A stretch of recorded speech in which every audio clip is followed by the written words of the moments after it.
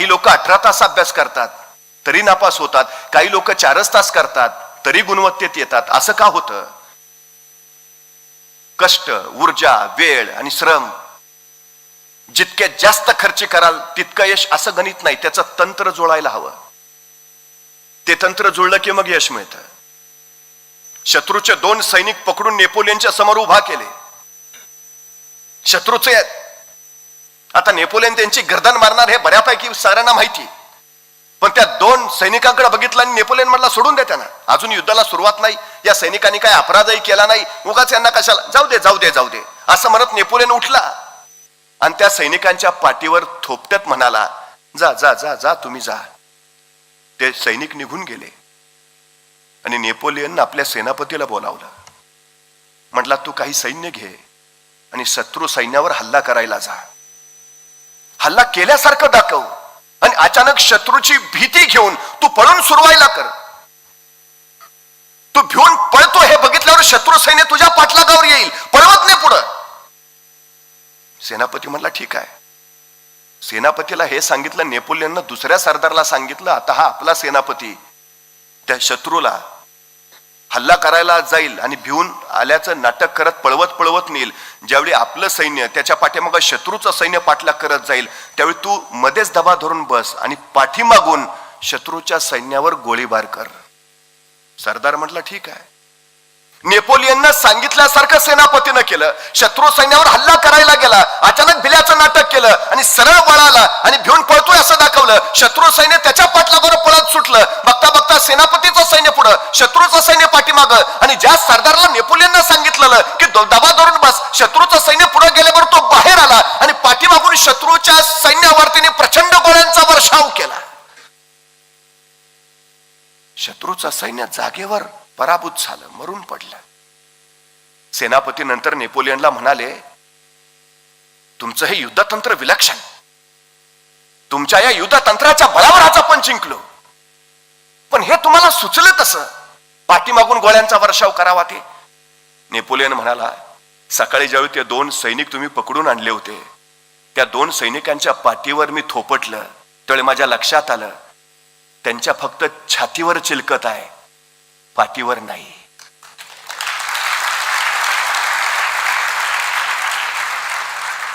हे निरीक्षण असतं, हे तंत्र असतं.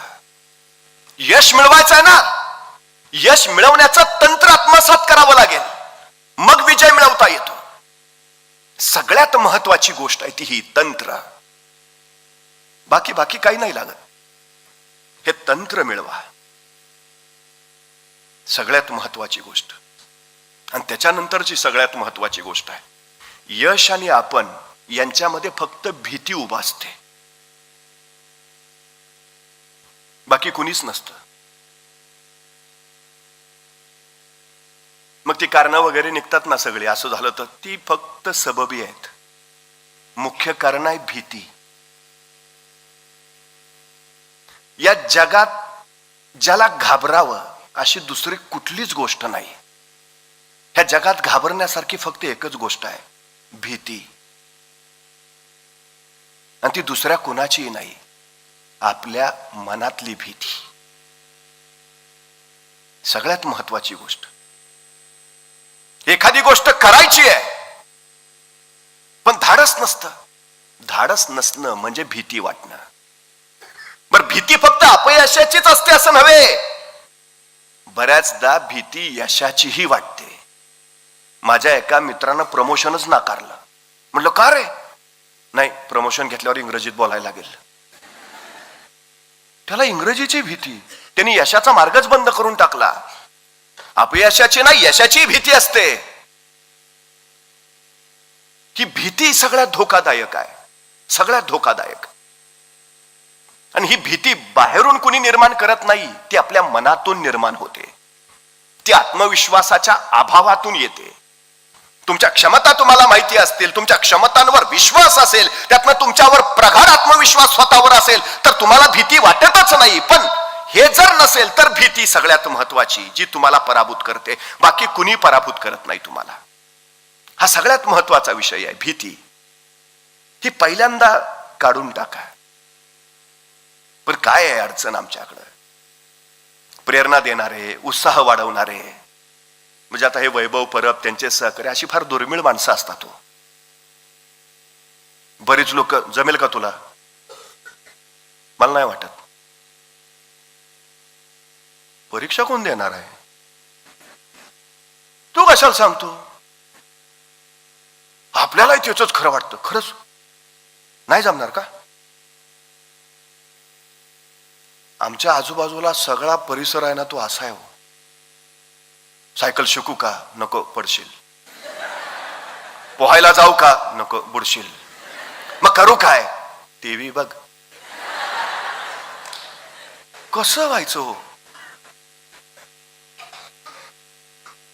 म्हणजे लहानपणी आपलं लक्ष नसताना आपल्या मुलानं कुठे अंधारात जाऊ नये, तो धडपडू नये, त्याला लागू नये म्हणून आई सांगते तिकडे नको जाऊ, भाऊ आहे. लहानपणाच्या अर्धजागृत मनावर तो भाऊ असा बसतो ना, लग्न झालं तरी माणसं अंधाऱ्या खोलीत जात नाहीत.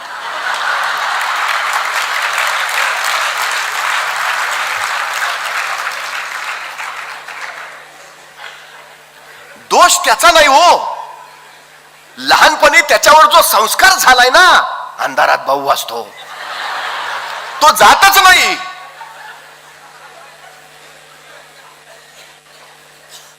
सगळ्यात मोठी अडचण आहे आमची, सगळ्यात मोठी. माणसं नकारात्मक ही भीती घालत राहतात, सतत सतत भीती घालत राहतात. आमच्या अर्धजागृत मनावर त्यातून परिणाम होतो. मग इंग्रजी ते अवघडच आहे. मग ते शारीरिक चाचणी ती तर फार कठीण आहे. मुलाखत बोलूच नको. मला गणितच कळत नाही. काय हा प्रकार काय आहे? मी वारंवार सांगतो, या नकारात्मकतेच्या वातावरणात अजिबात राहू नका, अजिबात नको. आणि भीती पहिली मनात आहे ना, ती काढून टाका. आम्ही काय करतो, संकट यायच्या आधीच त्या संकटाचं भयान काल्पनिक चित्र मनात रंगवत राहतो. आणि मग फार काहीतरी आता होणार, दबा धरून बसते भीती. प्रत्यक्षात ज्यावेळी संकट येतं, निघून जातं, काहीच होत नाही, मग आपल्याला उगाच टेन्शन घेतलं.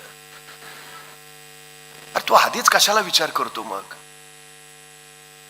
म्हणजे पाठीशी आपल्याला बुडू देणार नाही असा प्रशिक्षक आहे, तरी पाण्यात पहिल्यांदा बुडी मारताना भीती वाटतेच. उडी टाळायचा आपण प्रयत्नही करतो, पण अशक्य झाल्यावर अखेर कोणीतरी ढकलल्यावर आपण पाण्यात पडतो.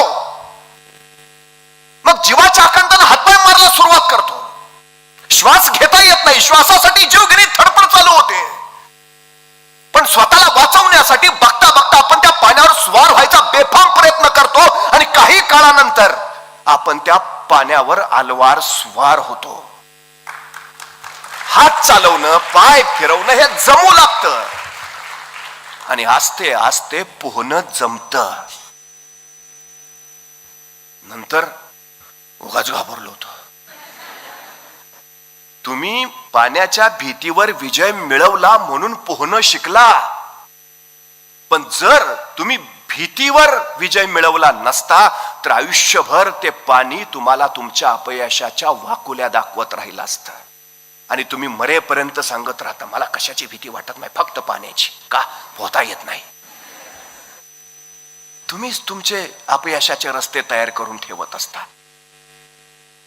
उडी मारत नाही तोपर्यंत भीती वाटते. एकदा पाण्यात पडला, गुदमरला की भीती निघून जाते. कुठल्याही क्षेत्रात जा, घुसा आधी, पडा. लांबून नाही कळत, दुरून डोंगर साजरे आपण म्हणतो, नाही जवळ जाऊन बघा काय आहे ते, मग कळतं. ही भीती भीती भीती तशी तशी तयार होते आपल्या मनात. सगळ्यात मोठी गोष्ट आहे ती. एक गाव होतं, त्या गावाच्या बाहेर एक डोंगर होता, आणि त्या डोंगरावर आजतागायत कुणी गेलंच नव्हतं. गावात वंदता अशी होती की जो कुणी त्या डोंगरावर जायचा प्रयत्न केला किंवा गेला तो परत कधी आलाच नाही. त्यामुळे त्या डोंगराकडे कुणी फिरकायचंच नाही. लहानपणापासून त्या गावातल्या जन्माला येणाऱ्या प्रत्येक मुलांवर तोच संस्कार झाला, तिकडे जाऊ नको.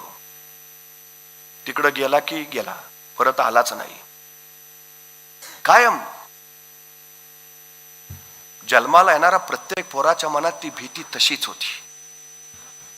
पण नवीन बंडखोर रक्ताचे काही तरुण मुलं देशाच्या स्वातंत्र्य दिनी दिवशी त्यांनी जसं ठरवलं काहीतरी वेगळी स्पर्धा करूया, आणि त्यांनी स्पर्धा काय ठरवली, त्या गावाबाहेरच्या त्या डोंगरावर जो कोणी जाईल त्याला 1,00,000 रुपयाचं पारितोषिक देण्यात येईल. विलक्षण स्पर्धा होती. ती स्पर्धा ऐकली तशी सगळी जुनी जाणती मंडळी एकत्र आली, पंचायत बसली. काय तरी काय काढलंय, कशाला नको ते उद्योग, कशाला विषयाची परीक्षा, आतापर्यंत कुणी गेलं नाही, गेला तो परत आला नाही, अजिबात काही नाही. सगळ्यांनी कडकडून विरोध केला. पण हे बंडखोर रक्ताचे ऐकेच नात. काय झालं तरी होऊ द्या, पण ही स्पर्धा होणार. अखेर स्पर्धेचा दिवस उजाडला.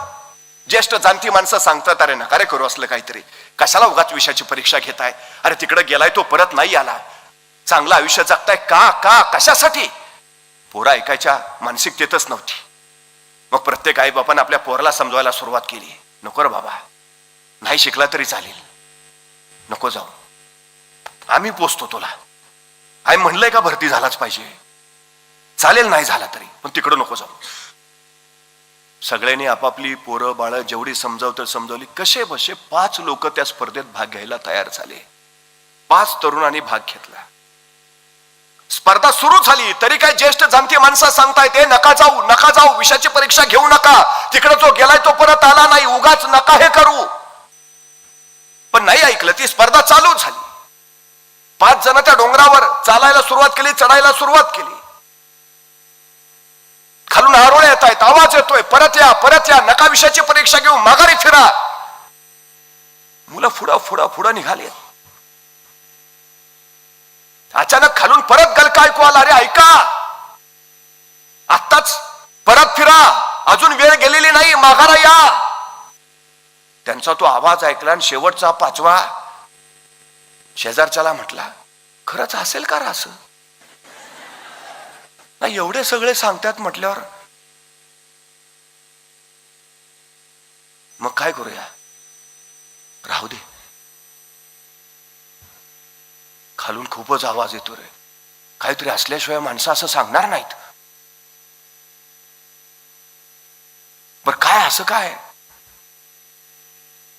करूया. त्यांची चलबिचल झाली. खालच्यांचा आवाज वाढला. तसा एक जण म्हटला, मी जातो परत. दुसरा म्हटला, मग मी कसं काय जाऊ, मी पण येतो परत. आले दोघं माघारी खाली. ते दोघं आले तसे खालच्यानं आणखी चेव चढला, अरे हे दोघं शहाणे झाले, तुम्ही शहाणे व्हा, कशाला जाताय, कशाला विषयाची परीक्षा घेताय, माघारी या. ते तिघं पुढं तसेच निघाले, चालत पुढं. अचानक त्या मागच्या दोघातला एक जण ठेचकाळा धाड दिवशी खाली पडला. कसा बसा अंग झाडत उठून उभा राहिला. दुसऱ्याने विचारलं, काय झालं रे? काय कळलंच नाही रे. अचानक मागून कोणतं ढकलल्यागत झालं. अरे पण आपल्या मागं कोणच नाही. हो पण खोटं सांगतोय का? खरंच तर.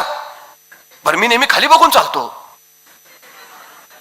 पण दगड पण नाही तिथं. ठेच लागायचं कारण काय? एकदम असं कोणतरी जोरात ढकलल्यागत झालं. तुला काय म्हणायचंय? काहीतरी आहे राव. आतापर्यंत कधी असं ठेचकाळलो नाही आणि एवढा खाली बघून चाललोय. आहे मग नको बाबा, जाऊ माघारी. ते दोघं सुद्धा त्या भीतीनं माघारी गेले. खालच्या लोकांना आणखी आनंद झाला. आता एक जणच निघालाय वर. लोक त्याला हाका मारायला लागले, परत ये परत ये परत ये. पण या पठ्ठ्याचं लक्ष नाही. त्याचं आपलं सरळ चालणं, आपल्या ध्येयाच्या दिशेनं चालणं. चालतोय ना अखेर तो त्या डोंगरावर पोहोचला. स्वतःच्या हातातला ध्वजने त्या डोंगराच्या शिखरावर लावला आणि खाली हात फैलावत जिंकलो असं त्याने अभिवादन केलं. तो डोंगरावर पोहोचलाय. खालच्या लोकांनी बघितलं आणि एकच हल्ला कल्लोळ करायला सुरुवात केली आणि असंख्य माणसं त्याला वर आणायला धावत त्या डोंगराकडे निघाली. आतापर्यंत जे कुणाला जमलं नव्हतं ते यांनी साधलं. आतापर्यंत कुणी त्या डोंगरावर पोहोचला नव्हता तो हा पोहोचला. विलक्षण यश मिळवलं. सगळं कौतुक करायला झेपावले. तोही वरून खाली आला. अर्ध्या वाटेतच त्याला लोकांनी अगदी खांद्यावर उचलून घेतलं. वाजत गाजत मिरवणूक चाललीये. अवघा आनंद कल्लोळ, हल्ल कल्लोळ चाललाय. जिंकला. 1,00,000चं पारितोषिक जिंकलं. एक म्हातारा मात्र त्या गर्दीतनं त्या जिंकलेल्या पोराला सारखा विचारतोय, अरे पण तुला जमलं कसं? सगळी माघारी आला, तो कसं काय नाही आला? आतापर्यंत कुणीच गेलं नव्हतं, तो कसं काय गेला? आतापर्यंत कुणी गेलेला परत आला नव्हता, तो कसं काय आला? तो म्हातारा काय प्रश्न विचारायचं थांबे ना, तो काही थांबेच ना म्हणल्यावर जनी खांद्यावर घेतलेला तो त्याला म्हटला, कुणाला विचारताय? अरे ह्यालाच ना जिंकलाय, तो कसा काय जिंकला? याला विचारून काय उपयोग आहे का? का बाहेर आहे?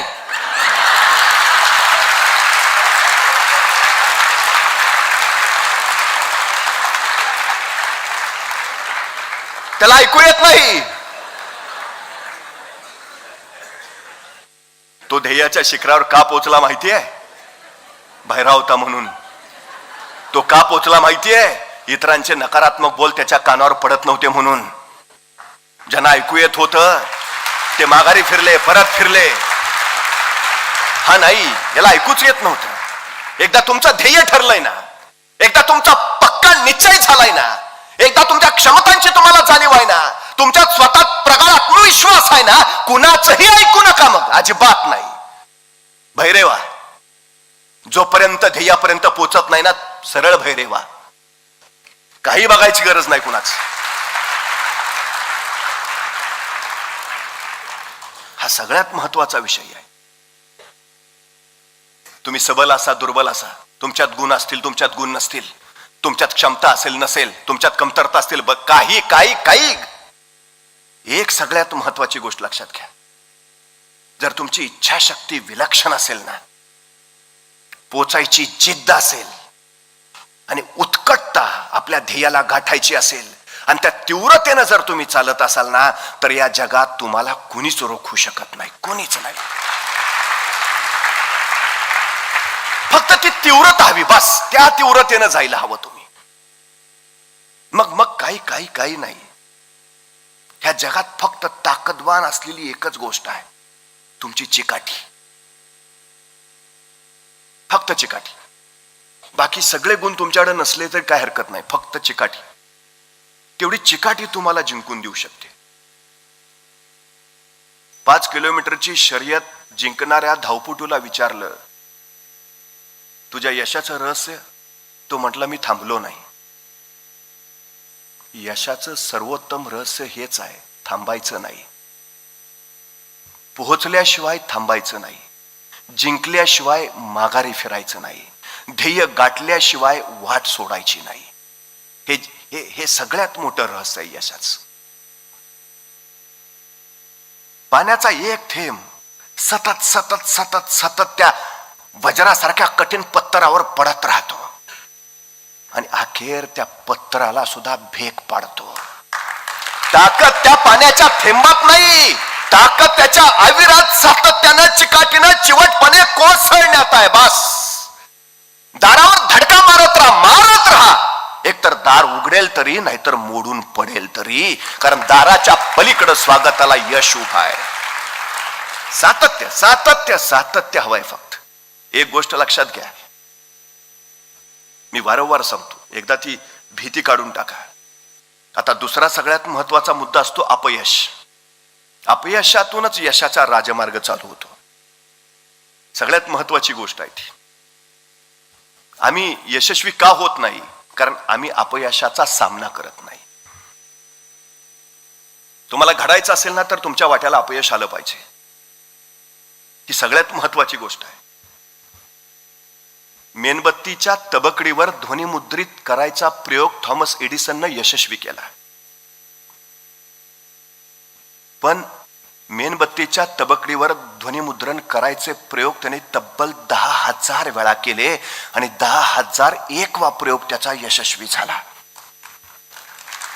अनेकांनी त्याला विचारलं, म्हणजे 10,000 प्रयोगाचा तुमचा वेळ, तुमचा कष्ट, तुमची ऊर्जा वायाच गेली ना? तुम्हाला नाही.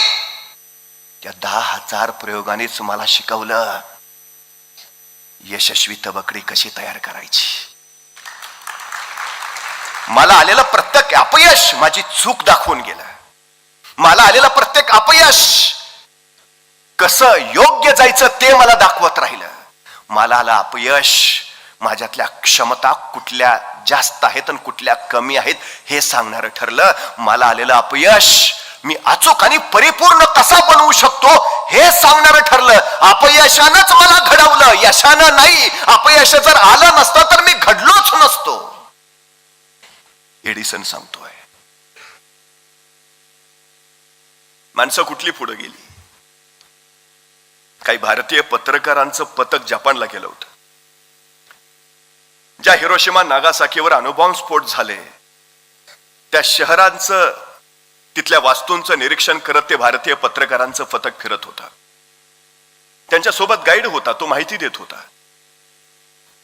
एका ठिकाणी प्रचंड मोठ्या इमारती समोर आल्यावर तो जपानचा गाईड या पत्रकारांना म्हणाला, हिरोशिमा नागासाकीवर जे अणुबॉम्ब स्फोट झाले त्याच्यानंतर ही शहरं बेचिराग झाली, त्या शहरांच्या पुनर्वसनाचं कार्य या इमारतीतनं चालतं. आणि या पुनर्वसन समितीचे अध्यक्ष आहेत मॅक हायवर्टन.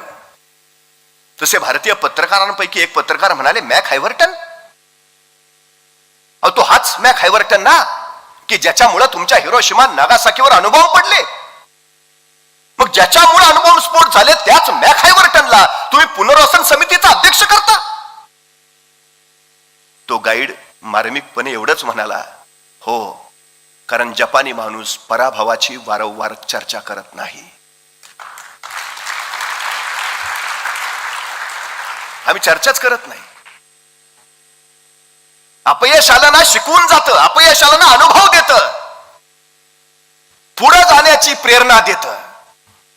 पराभव तुम्हाला माघारी खेचण्यासाठी नाही, अपयश तुम्हाला माघारी वळवण्यासाठी नाही. अपयशी कोण होतात? छोटासा पराभव झाला की माघारी फिरणारे ते अपयशी. तुम्ही किती उंची गाठली यावर तुमचं यश ठरत नाही, पडल्यानंतर तुम्ही पुन्हा किती किती किती वेळा उठून उभा राहिला यावर तुमचं यश ठरतं. राईट बंधूंनी विमानं आकाशात उडवण्यापूर्वी अनेक विमानं तयार केली, त्यांची अनेक विमानं कोसळली, तरी ते आभाळाला खुणावत राहिले. कोसळल्या विमानांना पुन्हा पुन्हा आभाळात झेपावत राहिले. अखेर आभाळाला पाजर फुटला आणि या आभाळानं राईट बंधूंच्या विमानांना कुशीत घेतलं आणि विमानं आकाशात भरारा मारायला लागली. पण पहिलंच विमान कोसळलं असतं, राईट बंधूंनी विषय सोडला असता तर आज आभाळात भरारा मारू शकलो नसतो आम्ही. राईट बंधू सांगतात, अपयश तुम्हाला घडवतं, अपयश तुम्हाला अधिक अचूक आणि अधिक परिपूर्ण करत जातं. हे सगळ्यात महत्वाचं आहे. त्यामुळं अपयश हे तुमच्या भीतीचं कारण नको. अपयशासारखा दुसरा गुरु नाही, हे सगळ्यात महत्वाचं आहे. एक गायक, संगीतकार, त्याला गायचं होतं पण भीती वाटायची अपयशाची. आपण नाकारले गेलो तर, आपला आवाज लोकांना आवडला नाही तर. मग तो पहिल्यांदा स्वतःशी गुणगुणायला लागला, मग हळूहळू तो अंधारात गायला लागला, मग विश्वासानं तो प्रकाशात आला आणि बघता बघता त्यानं भीती झडझडून बाजूला टाकली आणि मग तो हजारो लोकांच्या समोर गायला लागला. तो A.R. रहमान विश्वविख्यात संगीतकार झाला. तो अत्यंत लाजाळू होता, माणसांपुढे येतच नव्हता, भीती होती, बाजूला झटकली. काढता येते, बाजूला करता येते, हे सगळ्यात महत्वाचं आहे. स्वतःला सुद्धा आम्हाला तसं घडवता आलं पाहिजे. भीती भीती हे सगळं बाजूला काढत पुढे जाता आलं पाहिजे, तर निश्चितपणे आम्ही यशाचा तो डोलारा उभा करू. आम्हाला हवं ते आम्ही मिळवू, ही सगळ्यात महत्वाची गोष्ट आहे. खर तर आपण ज्या क्षेत्रामध्ये आहात, जे घडू पाहत आहात, त्या सगळ्याला फक्त एक नियम लागू पडतो. तुम्ही मेहनत किती करता. तुमची जेवढी मेहनत जास्त तेवढं तुमचं यश जास्त. तुम्ही अपयशी झाला याचा अर्थ असा नव्हे की तुम्ही यशाला पात्र नाही. याचा अर्थ असा आहे की तुम्ही कुठंतरी प्रयत्न करण्यात कमी पडता आहात, हा आहे. त्या कमतरता बलस्थानात परावर्तित करता यायला हव्यात. जेवढी मेहनत जास्त तितकं यश मोठं. तुम्हाला या सृष्टीत काहीच फुकट मिळत नाही. प्रत्येक गोष्टीची किंमत चुकवावीच लागते. काय व्हायचंय तुम्हाला, काही हवं असेल तर काही द्यावंच लागेल. ही किंमत पैशाच्या स्वरूपात नाही, ही किंमत कष्टाच्या स्वरूपात, ही किंमत ऊर्जेच्या स्वरूपात, ही किंमत व्यासंगाच्या स्वरूपात, ही किंमत संशोधनाच्या स्वरूपात द्यावीच लागेल. तुम्ही जितकं पेरतात तितकंच उगवेल, अधिक उगवणार नाही. त्यामुळे किती यश हवंय तुम्हाला हे जगावर नाही, तुमच्यावर अवलंबून आहे. किती मेहनत करता तुम्ही हे तुमच्यावर आहे. दगडाला माहिती आहे आपल्यातनं सुंदर मूर्ती घडायची असेल तर आपल्याला घाव सोसायचे कष्ट भोगावेच लागतील. आणि मूर्तिकाराला माहिती आहे दगडातनं जर आपल्याला मूर्ती तयार करायची असेल तर आपल्याला दगडावर घाव घालायचे कष्ट करावेच लागतील. तुम्ही मूर्ती असा अथवा मूर्तिकार असा, तुम्हाला कष्ट झेलावेच लागतील आणि कष्ट करावेच लागतील. ही सगळ्यात महत्वाची गोष्ट आहे. तुम्ही किती कष्ट कराल त्याच्यावर तुमचं यश अवलंबून आहे. हा सगळ्यात महत्वाचा भाग. फक्त एकच सांगतो, या जगात अशक्य काही नाही, अजिबात नाही. नेपोलियन प्रत्येक युद्धात यशस्वी झाला याचं एकच कारण, त्याची द्विधा मनस्थिती कधीच झाली नाही. तो पहिल्यांदा लक्ष निश्चित करायचा आणि निशाण्यावर वार करायचा, बाकी विषयच नाही. ठरवलं बस केलं, बाकी विषय नाही. तुमचं ध्येय तुमच्या समोर आहे, भरती जवळ आहे. तुम्हाला फक्त जे करता येतंय ते करायचं आहे. चिकाटीनं, व्यासंगानं, कष्टानं, बुद्धीनं, कौशल्यानं, क्षमतेनं, विश्वासानं, आत्मविश्वासानं, निर्भयतेनं यश आपोआप तुम्हाला मिळेल. असं काहीच नाही की जे करता येत नाही, असं काहीच नाही जे मिळवता येत नाही, असं काहीच नाही जे वाटतंय पण होता येत नाही.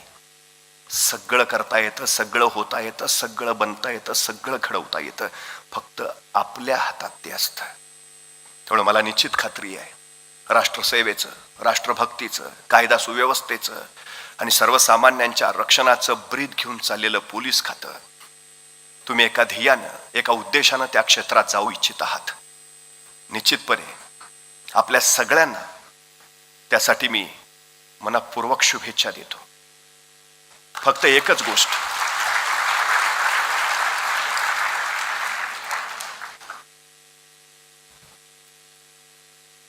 बुलढाणा जिल्ह्यात मेहकर नावाचं गाव आहे. त्या गावात एक 66 वर्षाची माऊली होती, जिचं नाव होतं लता भगवान करे. 3 मुली आणि 70 गाठलेला नवरा. मुलींची लग्न झालेली. आतापर्यंत कमावलेला सगळा पैसा अडका त्या मुलींच्या लग्नात खर्च झालेला. आता नवरा बायको दोघं दुसऱ्याच्या शेतात राबायचे, काबाड कष्ट करायचे आणि 2 वेळचं अन्न स्वतःच्या आयुष्यासाठी कमवायचे. घरगरिबीचं, उशाशी दुःख फक्त.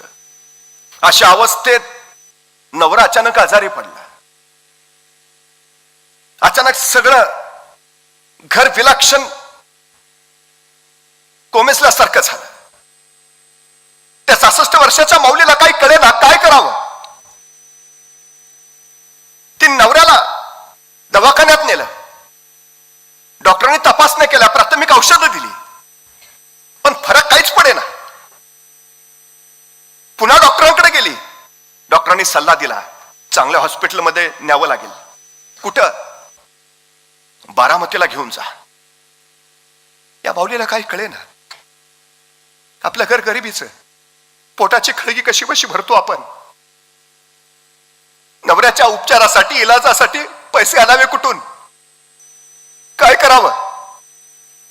4 घरात गेली. नातेवाईकांचे उमरे झिंजवले. जेवढे जमतील तेवढे पैसे गोळा केले. नवऱ्याला घेतलं आणि बारामतीचं हॉस्पिटल गाठलं. तपासणी झाली.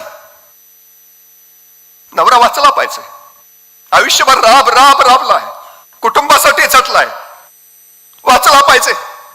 66 वर्षाची माऊली आपल्या नवऱ्यासाठी बेभानपणे प्रयत्न करते. तपासणी झाल्यावर डॉक्टरांनी सांगितलं MRI स्कॅन करावा लागेल. तिने दबकत विचारलं, खर्च किती येईल? डॉक्टरांनी खर्च सांगितला आणि तिच्या डोळ्यापुढे दिवसा काजवे चमकले. कुठून आणावे पैसे? कुठून? तिला काही कळेच ना. गरीबाला जगण्याचा अधिकारच नाही का? उपचाराअभावी गरीबानं मरूनच जावं का? आतल्या आत घुसमटत राहिली. दवाखान्यातल्या बाहेरच्या बाकड्यावर येऊन मान खाली घालून बसली. काही क्षणानंतर इकडे तिकडे बघितलं, त्याच बाकड्यावर एक वृत्तपत्र पडलं होतं आणि त्या वृत्तपत्रावर मोठ्या अक्षरात लिहिलं होतं, बारामती मॅरेथॉन. बक्षिसाची रक्कम तिनं वाचली आणि तिचे डोळे चमकले. समोर ग्रहस्थाला त्याला विचारलं, ही काय? मॅरेथॉन म्हणजे? अहो, धावण्याची शर्यत. मला भाग घेता येईल? तो गृहस्थ या माऊलीकडे बघत राहिला. ती बातमी त्याने एकदा वाचली. म्हटलं, हो, घेता येईल, सगळ्यांसाठी खुली आहे. वृत्तपत्राचं ते पान घेऊन ती 66 वर्षाची माऊली त्या शर्यतीच्या ठिकाणी पोहोचली. नऊवारी लुगडं नेसलेली, अनवाणी पायाची, जिचा नवरा दवाखान्यात आहे. ती माऊली शर्यतीच्या ठिकाणी त्या आयोजकांना म्हणाली, मलाही धावायचं आहे. हो आजी, तुम्ही? धावणं जमेल का? पेलेल का? तो विचार करायला येळ नाही बाबा. मृत्यूशी टकरा घेतोय नवरा माझा. आयुष्यभर सांभाळाय त्यानं कुटुंबाला. आता त्याला सांभाळायची वेळ आली आहे. माघार घेऊन कसं चालेल? धावू दे ना. त्या आयोजकाच्या डोळ्यात क्षणभर पाणी तरळलं. त्याची शर्यतीला उभा राहिली. आजूबाजूला स्पोर्ट शूज घातलेले, रोज कसून सराव करणारे, स्टेडियम मध्ये पळणारे, आहार विहार भक्कम असणारे असे कसलेले धावपटू. आणि त्यांच्या रांगेत उभा आहे 66 वर्षाची, नऊवारी नेसलेली, अनवाणी पायाची ही लता भगवान करे. शर्यत सुरू झाली आणि ती बेफामपणे पळायला लागली. आजूबाजूला तिचं लक्षच नव्हतं. तिला फक्त प्रत्येक पावलागणिक आपण नवऱ्याला वाचवण्याच्या जवळ जातो एवढाच भास होता. नवरा वाचवायचा असेल, नवरा जगवायचा असेल तर मला पळायलाच पाहिजे, मला जिंकलंच पाहिजे, मला बक्षिसाची रक्कम घेतलीच पाहिजे. तिच्या डोळ्यापुढे दुसरा ध्यास नव्हता. तिचा श्वास पूर्णकृत झाला होता. ती फक्त धावत होती. पायाला खडे टोचतायत, लक्ष नाही. वरनं पदर उडतोय, तिनं दातात धरला. जीवाच्या आकांताने पळतीये, बेभानपणे पळतीये. नवरा वाचवायचा बस. तिचा ध्यास हाच तिचा श्वास झाला आणि तिने शेवटचं पाऊल टाकलं आणि चोहो बाजूनी टाळ्यांचा प्रचंड कडकडाट उठला. 66 वर्षाच्या माऊलीनं ती 3 किलोमीटरची बारामती मॅरेथॉन जिंकली. अनेकांना आनंद झाला. तिच्या जिद्दीचा, तिच्या विलक्षण चिकाटीचा, तिच्या ध्यासाचा, जिंकण्याच्या तिच्या तीव्रतेचा. तिला आनंद फक्त एवढाच होता, आता नवरा वाचेल माझा. त्या लताबाईंना जेवढ्या तीव्रतेनं जिंकण्याची गरज वाटली ना, त्या तीव्रतेनं ज्यावेळी तुम्हाला गरज वाटेल त्यावेळी तुमच्या अंगावर वर्दी असेल.